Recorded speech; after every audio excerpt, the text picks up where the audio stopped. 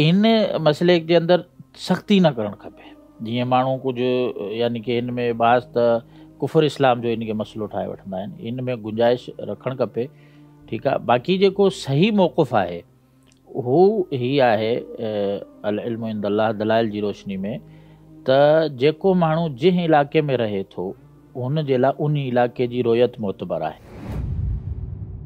मिसाल जे तौर ते को बि पाकिस्तान में रहण वारो शख़्स सऊदिया जी रोयत यानी चंड ॾिसी करे पोइ उन जे मुताबिक़ किथे रोज़ो रखी सघे थो या न, इहो अहले इल्म जे दरमियान इख़्तिलाफ़ी मसइलो आहे काफ़ी, ऐं ज़माने क़दीम खां पुराणे ज़माने खां हली रहियो आहे। त इन हवाले सां उलमा बुनियादी तौर ते ॿ नसीहतूं कयूं आहिनि, उहे हर मुस्लमान खे उनखे पंहिंजे साम्हूं रखणु खपे।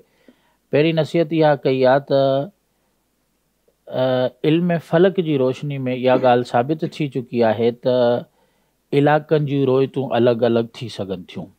छो जो जीअं ॾींहं जो वक़्तु आहे त मिसाल जे तौर ते असां वटि जेका फजर जी निमाज़ जो वक़्तु आहे, सऊदिया में असां ॾिसूं त फजर जी निमाज़ जो उहो वक़्तु न हूंदो आहे, यानी कि 2 कलाक जो फ़र्क़ु आहे तक़रीबन। इन तरह थोरो परते वञूं था त उहो 8-8 कलाकनि जो बि फ़र्क़ु पइजी वञे थो।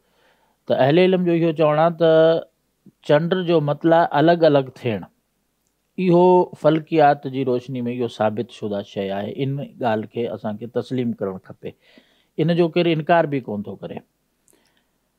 इनकार इख़्तिलाफ़ उलमा जो छा में आहे त छा ही अलॻि अलॻि मतिलबु हुजण जो इन जो को एतबार आहे, या किथे बि चंड नज़र अची वञे त सभु मुस्लमान रोज़ो रखी वठनि, हिन शइ में इख़्तिलाफ़ आहे। त छा इहो जेको इख़्तिलाफ़ मतिलबु आहे इन जो एतबार आहे शरअन या एतबार न आहे। हिकिड़ी ॻाल्हि त बुनियादी तौर ते हीअ आहे। ॿी ॻाल्हि इहा आहे त जेको चंड जे इख़्तिलाफ़ी जेको मसइलो आहे मुख़्तलिफ़ मुल्कनि जे हिसाब सां, इहो इख़्तिलाफ़ पुराणे उलमा खां हली रहियो आहे। हता के सहाबा जे दौर खां बि इहे कुझु ॻाल्हियूं रिवायतूं मौजूदु आहिनि। जीअं सही मुस्लिम में सैयदना इब्न अब्बास रज़ी अल्लाह अन्हु जे हवाले सां रिवायत मौजूदु आहे। त इन मसइले जे अंदरि सख़्ती न करणु खपे। जीअं माण्हू कुझु यानी कि हिन में बाज़ त कुफर इस्लाम जो इन खे मसइलो ठाहे वठंदा आहिनि, इन में गुंजाइश रखणु खपे। ठीकु आहे, बाक़ी जेको सही मौक़ुफ़ आहे हू ही आहे अल इल्मु इंद अल्लाह दलाइल जी रोशनी में, त जेको माण्हू जंहिं इलाइक़े में रहे थो हुन जे लाइ उन इलाइक़े जी रोयत मोतबर आहे। उन जूं 1-2 वजह आहिनि। सभ खां पहिरीं त अल्लाह ताला क़ुर मजीद में कंहिं बि शख़्स खे कंहिं मुल्क जी रोयत सां पाबंद न कयो आहे, बल्कि इहो फरमायो कि मन शाहिदा मिनकुम शहर फलियसुमहु, जंहिं चंड ॾिसो रोज़ो रखे। ऐं ॿियो यसअलूना अनिल अहिल्ला कुल हिय मवाक़ीतु लिन्नास, चंड जे बारे में पुछनि था, फरमायो त इन्हनि खे चयो त माण्हुनि जे लाइ वक़्तु आहे, इन जे मुक़ररु वक़्त जे लाइ मुक़ररु कया विया आहिनि।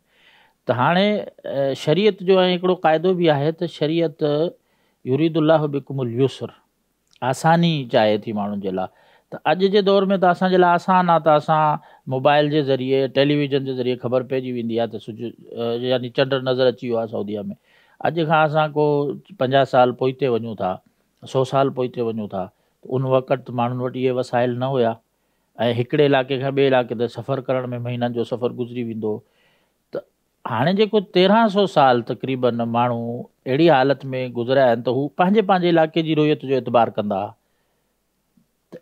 जेतिरे 1300 साल ताईं असां इहे यानी कि इन खे तस्लीम करे वठूं था सभु अक़ली तौर ते, त हर शख़्स पंहिंजे इलाइक़े जी रोयत जो एतबार करे थो। त पोइ हाणे हिन दौर जे बि अंदरि असां इन्ही ॻाल्हि खे साम्हूं रखूं जेको फितरत जे मुताबिक़ आहे, जंहिंमें हर हिक जे लाइ आसानी आहे।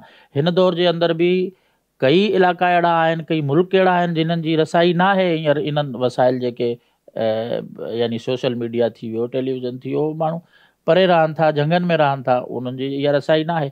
फितरत जे मुताबिक़ इहो जेको आहे त उहो पंहिंजे इलाइक़े जे हिसाब सां चंड ॾिसनि ऐं उन जे मुताबिक़ रोज़ो रखनि, उन जे मुताबिक़ ईद कनि। ऐं ॿी हदीस बि आहे, नबी करीम सल्लल्लाहु अलैहि वसल्लम फरमायो कि असौम यौम तसूमून, कि रोज़ो उन ॾींहुं जिनी मुस्लमान यानी कि उन इलाइक़े जा रोज़ा रखनि था। ऐं फित्र यौम तुफ़्तिरून वल अज़हा यौम तुज़हून, त जेके इलाइक़े जा माण्हू जंहिंजी ईद उल अज़हा कंदा उन ॾींहुं जेके आहिनि आम माण्हू बि जेकनि उन जेको ईद उल अज़हा मल्हाइनि त इहो इख़्तिलाफ़ुल मताले इहो मौजूदु आहे ऐं उन जो एतिबार आहे या न आहे, इन में उलमा जो इख़्तिलाफ़ आहे। ऐं उन में सही मौक़िफ़ इहो आहे त जेको इंसानु जंहिं इलाइक़े में जंहिं मुल्क में रहे थो उन मुल्क जी रोयत जो जेको आहे ख़्यालु करे ऐं जेको आहे अलॻि तौर ते जेको आहे हिकिड़ी पंहिंजी रोयत में मज़हब न ठाहे, इन में इनशा ख़ैरु आहे ऐं इन में इतिफ़ाक़ु।